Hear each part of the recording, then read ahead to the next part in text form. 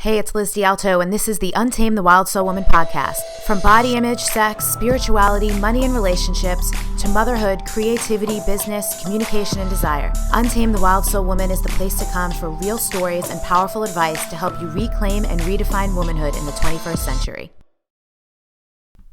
Real quick, my wild and untamed listeners, before we get into today's show, if you are listening in real time, the week of February 15th, 2016, I have a free workshop coming up tomorrow night, which is the 16th. It's going to be live at 5:30 p.m. Pacific time.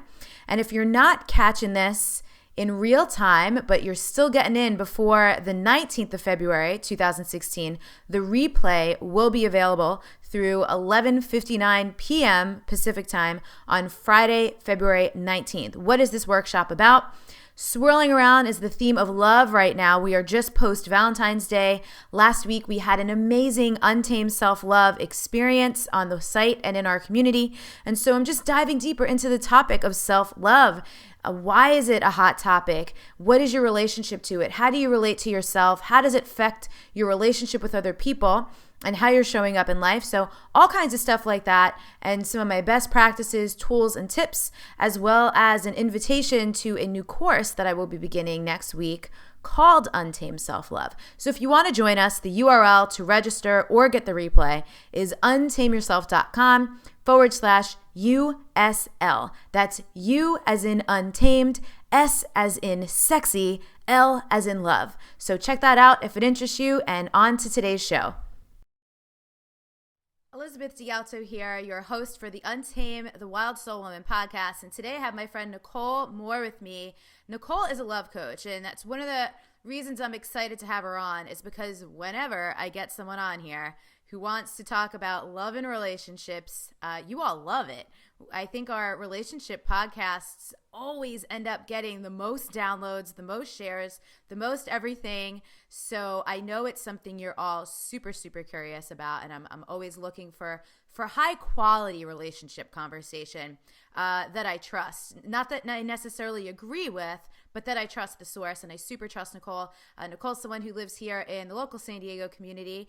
And I even got to go teach Wild Soul Movement at one of her retreats late last year. So I definitely trust Nicole, and I'm super excited to have her here. Plus, she's originally from the East Coast, and not that I'm discriminating against people that aren't from the East Coast, but, I'm still a little geocentric at heart. So thank you for being here, Nicole. Thanks for having me, Elizabeth. And yeah, East Coast represent. East Coast living on West Coast. That's what I think is the sweet spot. People from the East Coast, but who live on the West Coast because they've calmed the fuck down a little bit. Yeah. And again, I'm kind of joking. I'm kind of not. You're all welcome here, and I love you no matter where you're listening from on the planet. But Nicole, so the first question for every woman is always, always, always, what do you love about being a woman?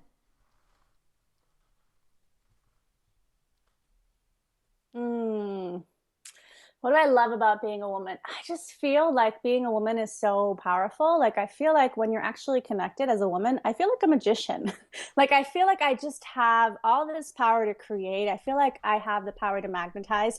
I feel like there's this juiciness, like this magic, juicy power living inside of me. And when I connect to it, it's like I can get whatever I want in my life. I can create whatever I want. And I don't know if men have that too, but for me, it feels like this magnetic, attractive, magical, potent force that's inside of my body. And that feels really cool. Yeah. So you and I have geeked out offline about topics connected to divine feminine and things like that.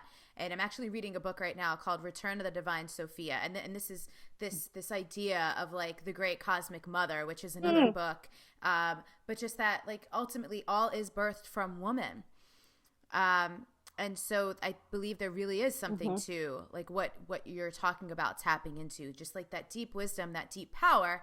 And what I think is so important always to mention around that is saying I love being a woman, saying I feel like women are so powerful is never going, and I think men aren't, right? We're not dishonoring the masculine. We are just honoring the feminine. Like they don't go hand in hand. So at what point in your life did you begin to access or feel that potency or and then maybe after that, the question is, when did you start to trust it? Because that, I have a feeling, is something a lot of people would love to know. Yeah. Well, I distinctly remember like a long period of my life where my association with being a woman was, how do I look?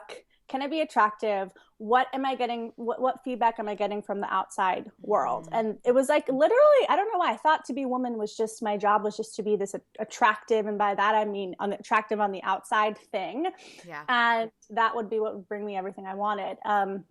And that stopped working for me. It didn't feel fulfilling. And then probably about, 5 years ago, I've been on a personal development journey for 10 years, but 5 years ago, just getting into some of the, Mama Gina, School of Womanly Arts type of thought, I started to connect to something deeper within myself. And then it was like, boom, all of my power kind of awakened and opened up. And when did I start to trust it?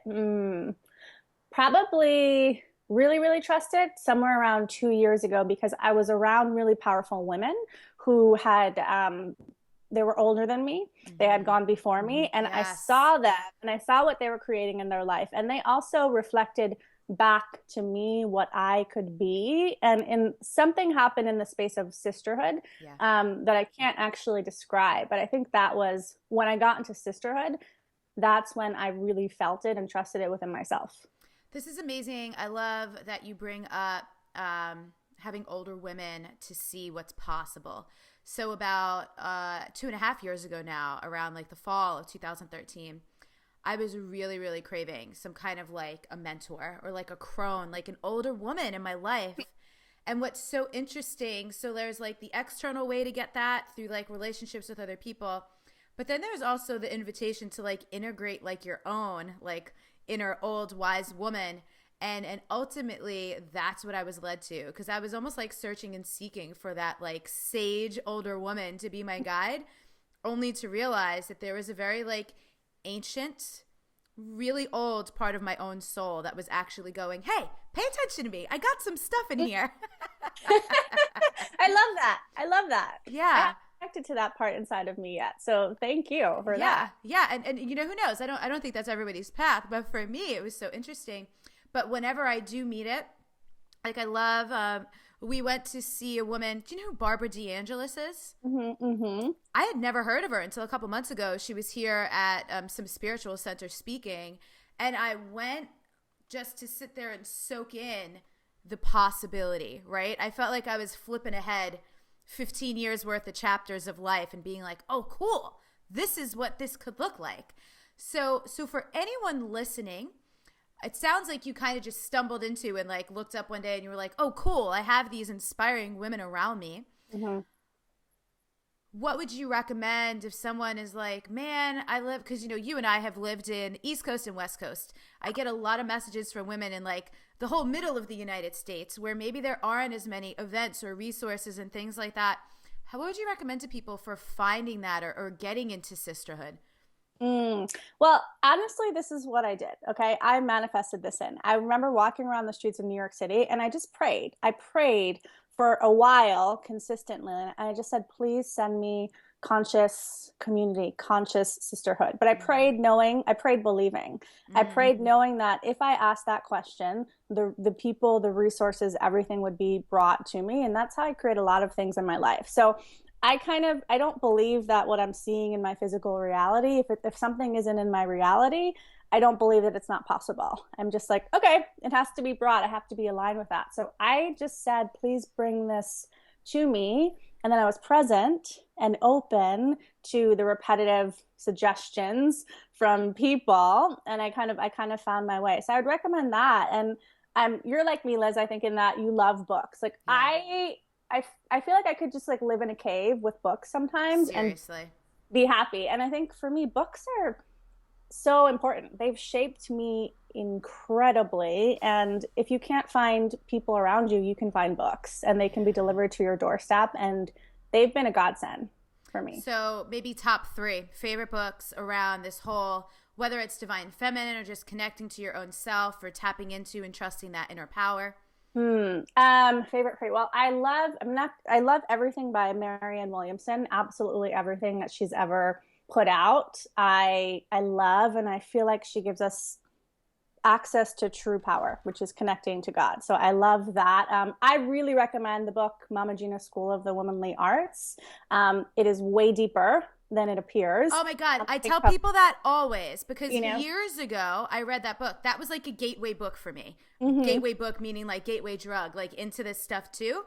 And I was a little put off again. Yeah, like exactly what you're saying. The packaging, like the cover and the colors and the feather boa stuff. If you can give yourself permission, if that's something that like turns you off, to look beyond that. And even some of the language she uses super isn't for me, but the message is in there. They're in there. Mm-hmm. They're really, that was one of the first times I allowed myself to not be like judgmental and stubborn many years ago and go, I'm just feeling like there's something in here for me. Totally with you on that. Yeah, I love it. I love her. I love that work. I think every woman should go check it out for sure. Yeah. And then, so that was, you said Everything Marianne Williamson, you said Mama Gina, a third? Yeah.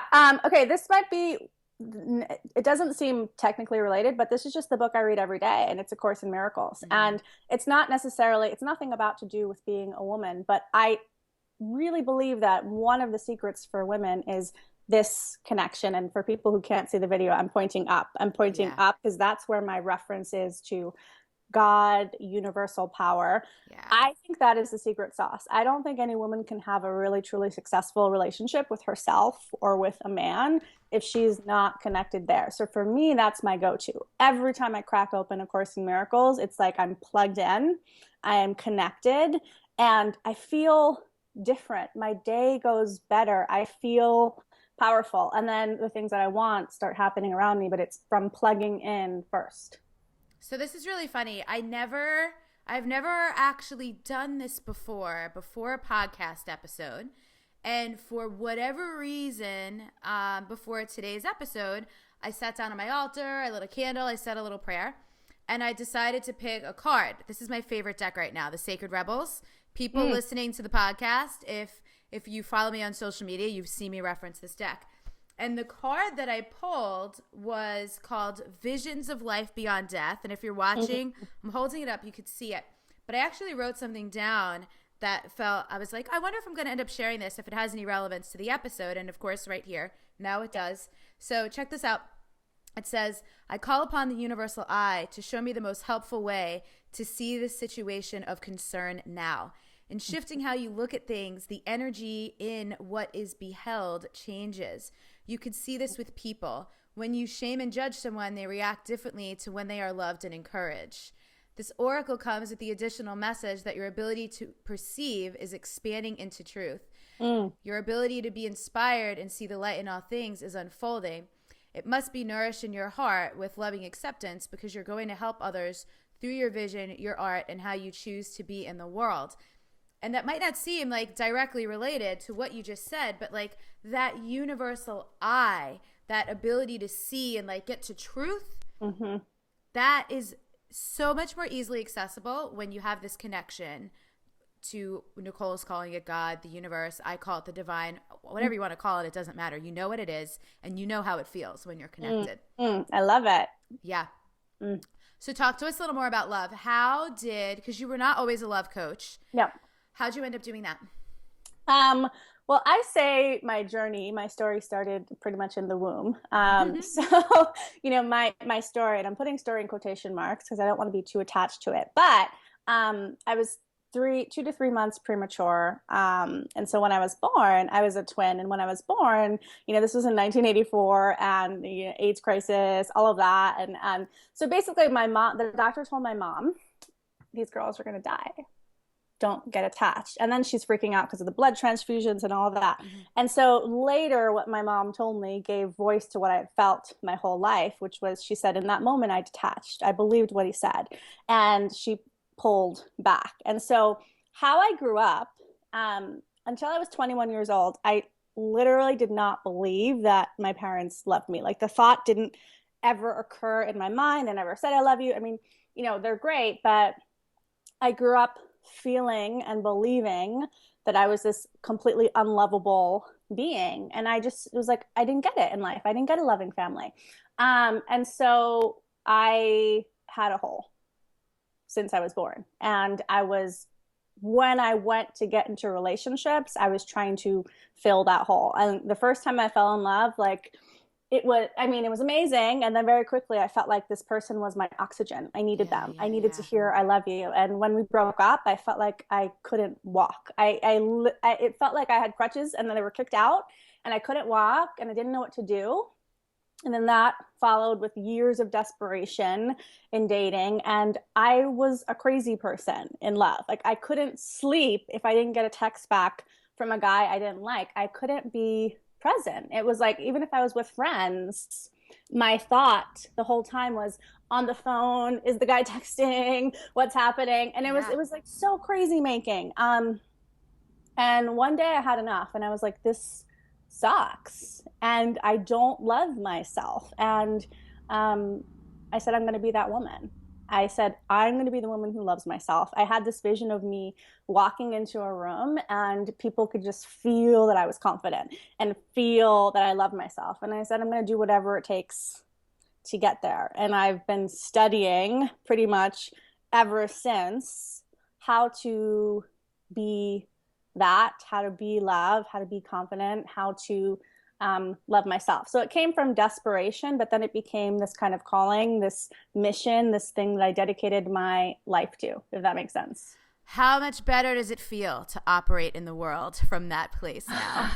I like sometimes it's like I feel like I can't even believe where I'm at now because Yeah. of where I've been. And it's just like life feels so much easier. Not that there's not challenges, but I used to be contained in so much drama and suffering. It was all inside of me. It's Yeah. like I didn't even need anything to happen on the outside because it was all inside of me. And I was living with an enemy inside of myself. It was horrible. And today I feel like I'm on my own side. And I feel like that is so important. I don't know how I got through life without being on my own side, but I'm really happy that I'm here today. Yeah. I'm writing that down because I love how you said that. I feel like I'm on my own side. So and you know, this is like everything on the internet because, you know, we just live in an age where the barrier to entry on becoming a coach or having a platform or putting yourself out there as an expert is pretty low. You really just need access to the internet. You don't even need your own computer. So there's a lot of people out there who preach these similar things. And the difference, and one of the reasons why I invited you on the show, is even everything that you were just saying. I'm physically getting goosebumps in my body. I'm feeling the truth in what you're saying. And not just that, it is true, because a lot of what you just said is universal truth. It just is true, but that you live it, that you embody it. And there's a lot of people teaching this stuff who aren't embodied, and you can tell. Not that that matters. This isn't about like judging like who's for real and who's not, because, you know, whatever message you're showing up for receiving is what you need and you're going to be good to go. But it feels good to feel the truth of that and to feel the depth of the truth. That's what I'm getting at here. Because when messages are popularized, sometimes it feels trite or watered down. And we do hear that a lot. You've got to love yourself first. Be the one you want to love. And people get tired of it because, as you've already indicated through your story, it can be a lot of work. It is. So in the moment, because I know you personally and because it's like just not possible to be on this path and not have this experience, in the moments when you have done so much work on yourself and one of the, for lack of a better term, we'll just call it the old demon, right? Or the old trigger or the issue you thought you have resolved rears its head again in a new context or in a new way or more fiercely. What do you do in those moments, or how do you handle it? Yeah, I love that you're asking that. That's been happening to me a lot lately. But before I used to freak out and I used to think, I'm failing, I'm doing it wrong, I'm backsliding. And then I realized every time I'm about to go to the next level, this thing comes up. Yes. So if it's coming up, yay. Not that, and I say this to people and I repeat this to myself in moments that feel bad. I say, I know this feels really bad right now, but I know that it's good because everything is good. So this must be good. So when I'm feeling really bad, there's a part of me that's feeling it. I feel my feelings fully, but then there's another part of me in the back of my head that now is like, yay, I can't wait for the gift. I can't wait for the goal. And so my perspective now is all right, my pattern is back because I'm about to go to the next level. There's something outside of my comfort zone that I'm about to expand into. So what did I do last time, or what worked last time? And I do that, but I think there's a forgiveness now and a sense that it's not failing. Yeah. It's moving forward. And so I'm focused on this feeling of expectation that there's going to be some gift that this bad feeling thing is going to give me. And I can't wait to get to that while still fully being present in whatever is up, if that makes sense. It makes a lot of sense. And I love that last thing you said is really important. Whenever, because I think we want the gift, we want the gift, or we want the gold like right now. And sometimes it just doesn't happen immediately. So I also appreciate that you mentioned like there's a forgiveness to it of like being in the process, and also knowing what you said. The old patterns really do. They're like gatekeepers to the next level. It really kind of reminds me of like a video game. Like if anyone ever played video games growing up, I didn't get that advanced, but so I'm thinking like Super Mario Brothers. And you know, like at that moment, like right before the end of a level, there's always like that intense, like they throw all the stops at you to not get to the next level. And like video games are like the freaking hero's journey. Packaged in a fun way. This is the same thing you just described, right? Like you're about to get to the next level, and so your old shit comes up to be like, are you sure? Are you sure? Are you ready? Are you sure? And then when you can pass through it at whatever time, pace, whatever process is appropriate for you in that moment, and then you get there now with like a whole nother, compartment in your toolbox. Yep. I totally agree. That's amazing. So in your work with women, I know you have, I don't know if you consider it a mastermind, but you have a year-long program where you mentor women. What are some of the top issues? Like, because I think your women are mostly focused on finding love, right? Not necessarily they're already in relationships. These are the women who want to find relationships. Most of them, yeah. Cool. They want to find relationships for sure. Great. Okay. So most of my clients that come to me, so they are all somehow thinking that they're this special case that's not going to find love. Like seriously, they all think that. That I'm like, I tell them, I'm like, you're making yourself negatively special, right? They think that they see all these other women in the program and they believe it for them, but then there's still some part of them that's like, I'm not going to have it. I'm not going to have it. And I get that because I went through that at one point last year where, I was single and I, for a week, had a thought running in my mind, maybe I'm just supposed to be helping everybody else find love and I won't get it. So I get what it's like to have that thought. So they think that they're this negatively special case, that somehow they're not supposed to get love. A lot of my women, they struggle with getting really attached, getting hyper focused on one guy and then kind of going to crazy town. And kind of like taking things personally, you know what I mean? Like making everything that happens with a guy, even if they're dating, they magnify the meaning of what that means. And they date, at least before they come to me, the way that they're dating is having them feel continuously disappointed, and their self-concept is lowering and lowering as they're dating. So I help them kind of turn that around. Cool. Yeah. So this is interesting. And I say this all the time.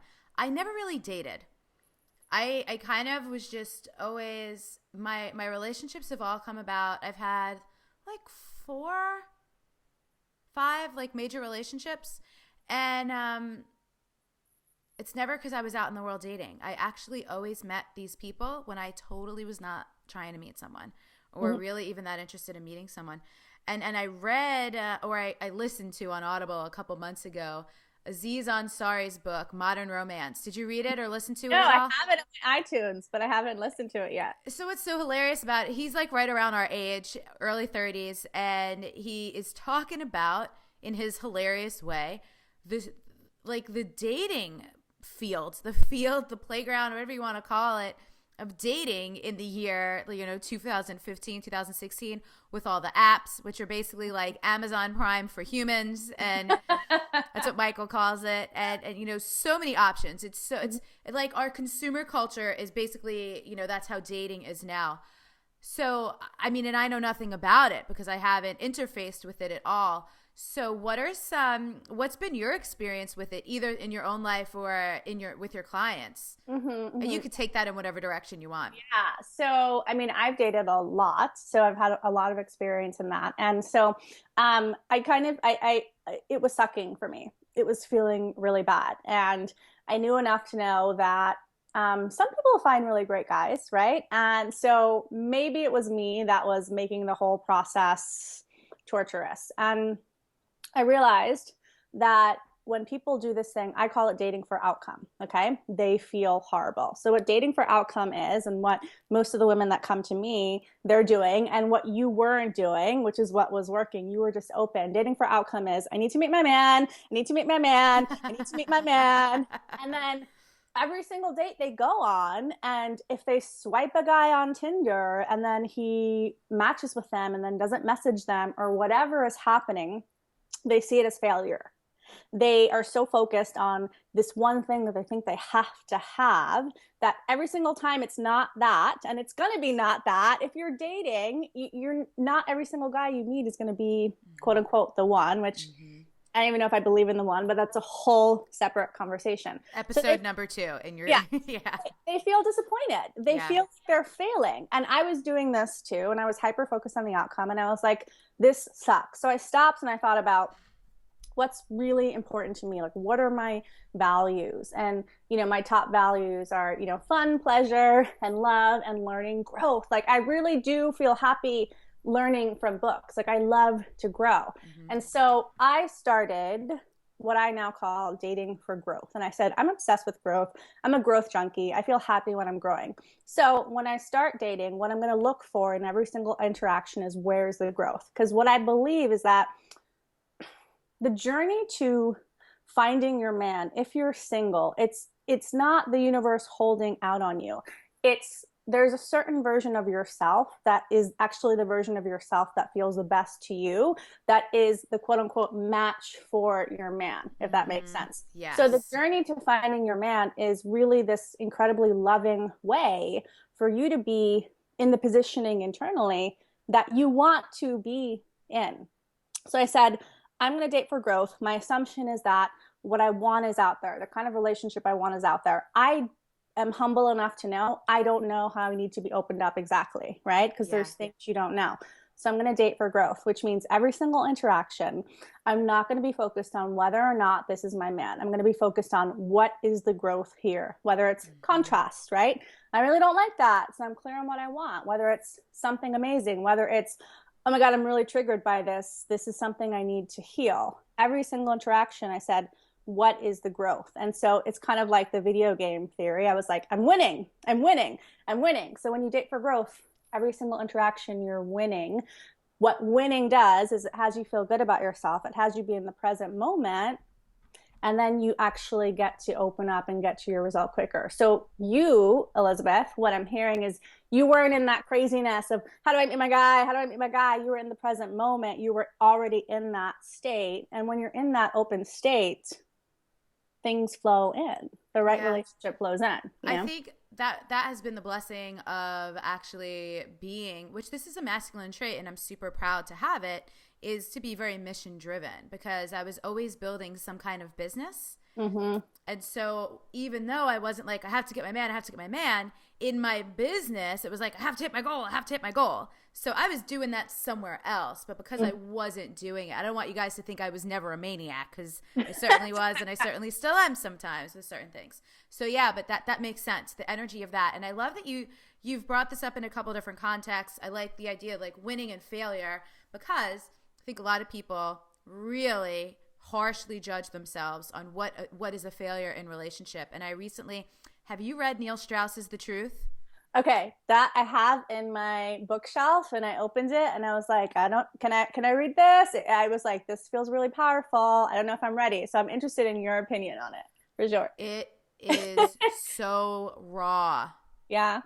It cracked open things for me. Like, it took recovery and incubation afterwards, because I'm like you. When we know this, we bond over this all the time. We're super book nerds.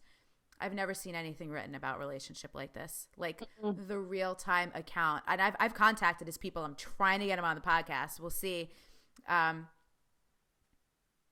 real live accounts of like going through therapy for like all kinds of things and all the processing and wanting to be better and trying out different types of relationships and like all these like crazy sexual experiences, sex addiction, like all this stuff. And also getting like the inside of like a man's brain, which a lot of women are not actually privy to what it's like. And also in terms of like the shame that a lot of men feel. Like we're intimately familiar with the kind of shame we feel. And a lot of women actually blame men for that shame, which, you know, sometimes there's relevance there, sometimes it's not. But to experience that from a male perspective in just such a raw, honest, and he's an amazing writer. So it's just like so, and if you're an empath like we are, I mean, take your damn time because, and if you opened it and you were like, not yet, like trust it because that shit left me raw and tender for like 3 weeks. And because a lot of it deals with his relationship with his mom and his stuff with his mom was like way more intense than mine, but some similarities. And I was actually, as I was reading it, I went home and I was at my parents' house.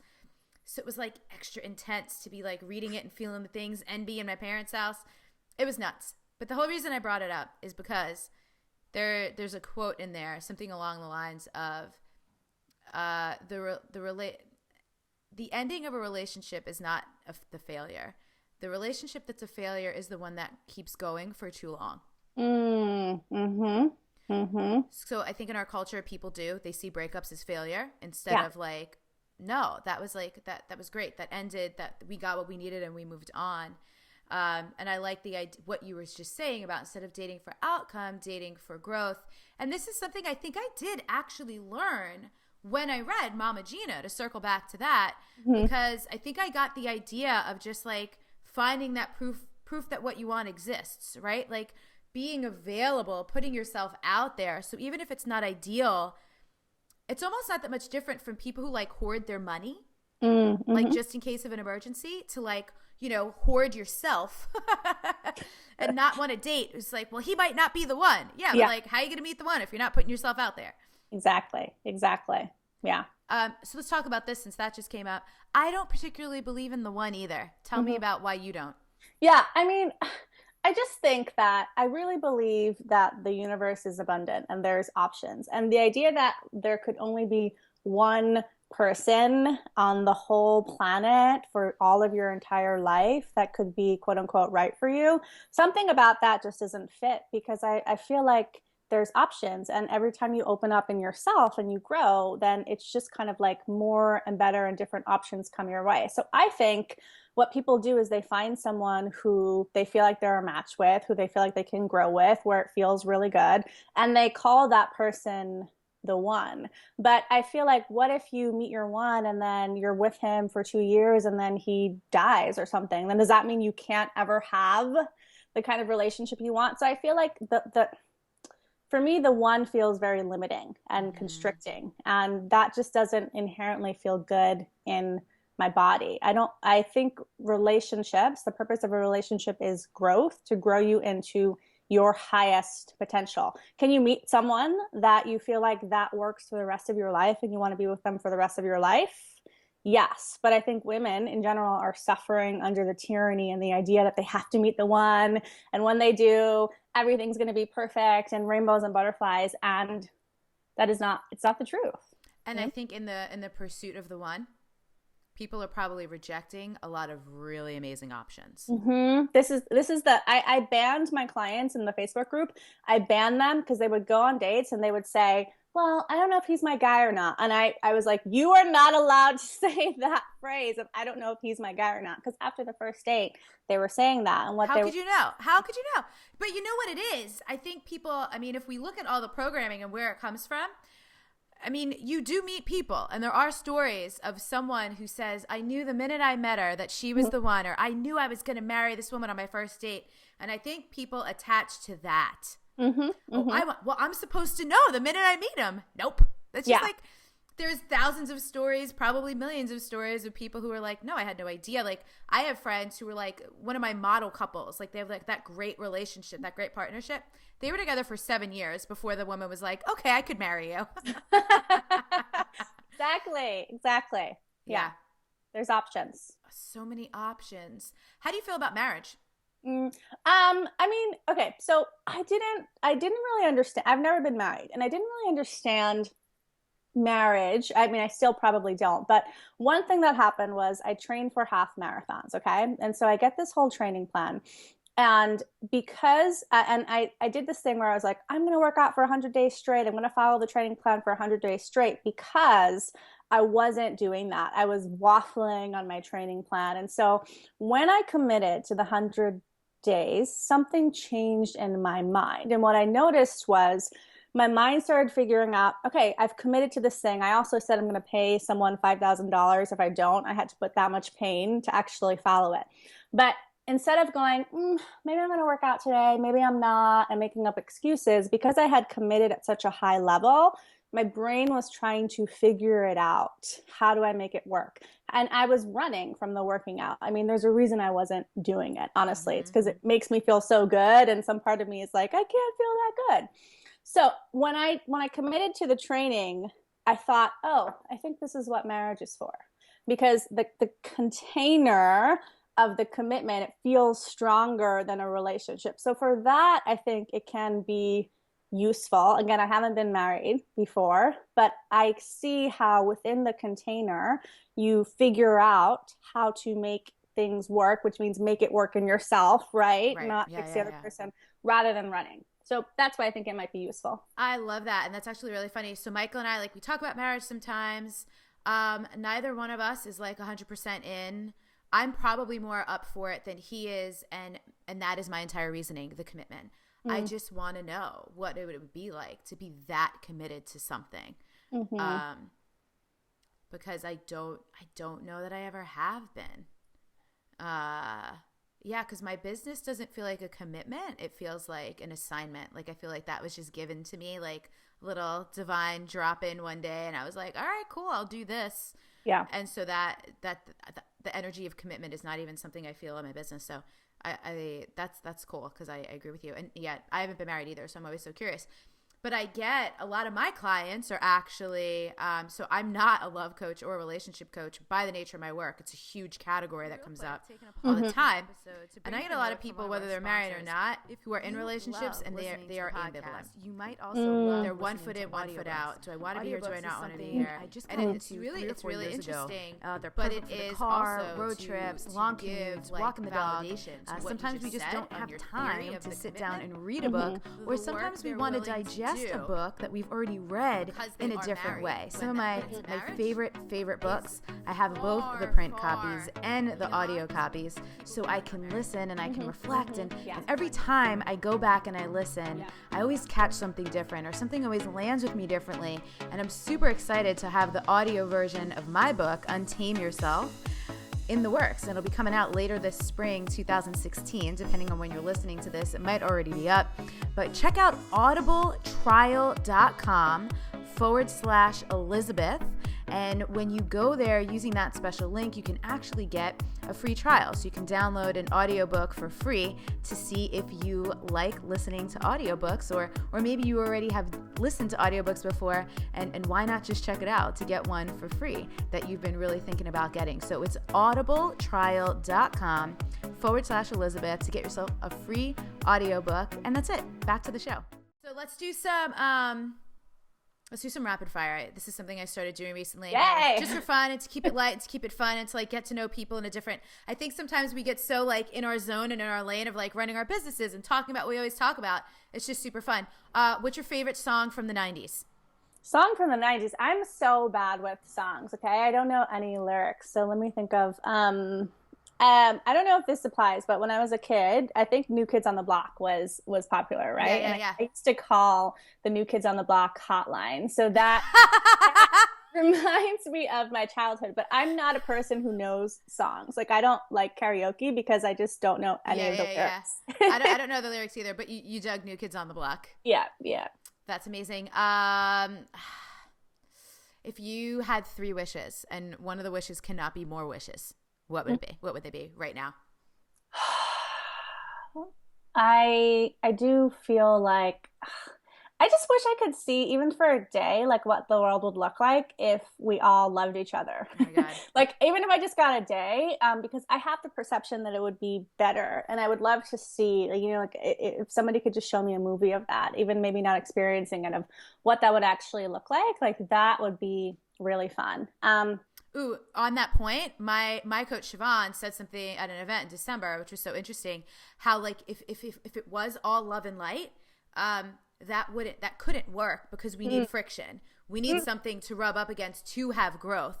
So actually, culture and society would become stagnant if it was all love, because there would be nothing to create the friction or the contrast to get progress. So there, maybe my wish just got fulfilled right now. Maybe not. I still dig that. I still dig your answer. Okay, 2 more.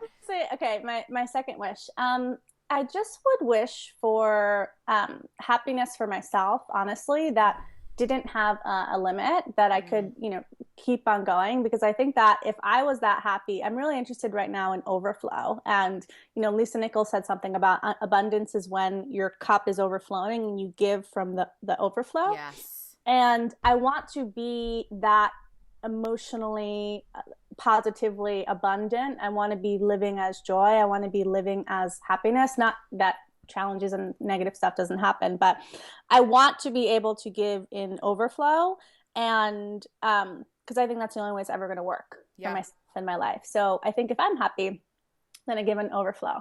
And what's my third wish? I the feeling that keeps coming up is this feeling of, I want all of my things to be settled so that I can go give fully. And so I have that freedom. So, like, I would love to have a big beach house and just have, abundant finances, abundant health. Like, all I want to do really is just be so good in myself that there's none of my stuff getting in the way of me being the vehicle, if that makes sense. I just got a vision, and not like a prophecy, but like, I'm with you. I think this kind of goes back. This reminds me of what we were talking about earlier about being able to flip ahead in the chapter. Like, I think I very much am with you on that, right? I just want to be there. It's kind of like saying I just want to be there already, right? Yeah. I just want to be there, so I just give to everybody else and I'm good. I just imagine like a decade from now, even like when we're in our 40s, looking back, and like we'll have so many of those things, it'll be so different. And I think sometimes people underestimate the value of just putting in the time. And I think also, like, I feel like I know for sure I'm a super old soul. I think you are as well. Yeah. And so sometimes we feel so much older than we actually are. We feel like we've been here for way longer. Like, sometimes I have to remember, like, I'm only 32. And I actually get a lot of my clients are much older than me, like later in their 40s and sometimes in their 50s. And they're like, God, if I had this when I was your age. And I pop back in sometimes and I remember, I'm like, God, I'm only 32. Right? So, but I'm with you. I totally feel you on that one. Okay. We'll do one more. I don't mind the term guilty pleasure. I know sometimes you say, what's your guilty pleasure? And people go, oh, you shouldn't feel guilty about it. And I'm like, I know, I get it, but it's just the saying, relax. So, what are like 2 or 3 like guilty pleasures? Is it like food? Is it like a TV show? Like, what are the things you do when you're like, I just need to like be human? Yeah. So for me, the first thing that pops up is French fries. Like, I'm kind of addicted to French fries. I don't know what it is about the French fry, but I just feel like it's perfect. So good. Food. It's comforting. What do you dip them in, if anything? I like ketchup. Cool. I like to dip it in ketchup, but only if it's like high quality ketchup. And then lately, it's a really good glass of wine. Like, I've realized that the association that I have in my head, I don't know where I got this with alcohol, is still kind of like, I'm doing a bad thing. Like, so I love that glass of wine, and I really feel it. I just get present in my body and I feel what it's doing. I've gotten some divine downloads from a glass of wine. This is like a separate conversation. Do you have a favorite kind? I love Sauvignon Blanc, and I love Sancerre, which they don't always have on restaurant menus, but it's French, and I love all things French. Oh, cool. And so those are your 2 guilty pleasures. Love it. Yeah. Nicole, this is so good. I really, really appreciate your insights, especially for the perspective of finding love. I think a lot of the conversations we've already had on the podcast were people like already in relationships. And like I said, like I don't have the dating experience. So I love that you do. I love that you shared around that. Thank you so, so much. And one of the last questions I always like to ask people, is there anything I didn't ask you or that we didn't talk about that you were like, damn, I was hoping we would have talked about this? What? No, but I wanna hear, even if you do a podcast with someone else, just like the stuff that we talk about with the sex magic and all of that. Like, you know, it's so funny. I want to hear a whole podcast of sex magic. When I just asked you that question, the word sex popped into my mind. See? Yeah. And you know what? I think for me, I'm still, Michael and I both, we're still in such exploration of our own sexual practice. And what Nicole is referring to, by the way, some of you have probably heard me recommend this book before, is based on a book called The Magdalene Manuscript. And so it's like the alchemy of Horus and the sex magic of Isis. If that interests you, check it out. If you're like, what are these weirdos talking about? Don't worry about it.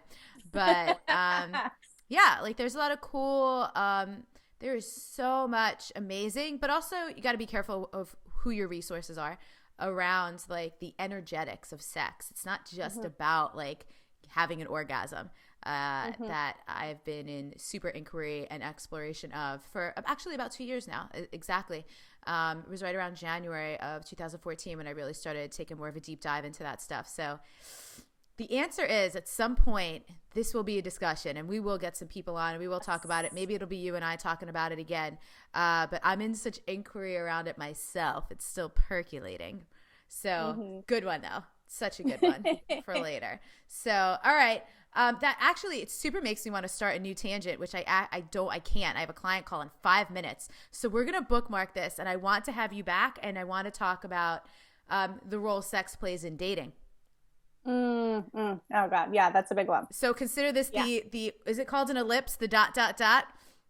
I think so. The to be continued on on the next one. So everyone, thank you so much for listening. It's NicoleMoore.com. Yeah.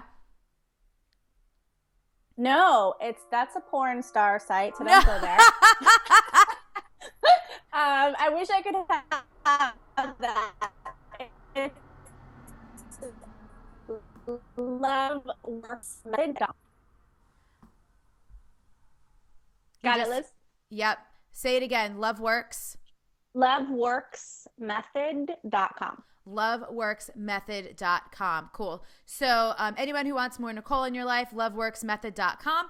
Also, we mentioned a bunch of books, a bunch of resources in the episode. As always, those things will be at untameyourself.com/UW podcast. Find Nicole's episode and all the notes will be on that post.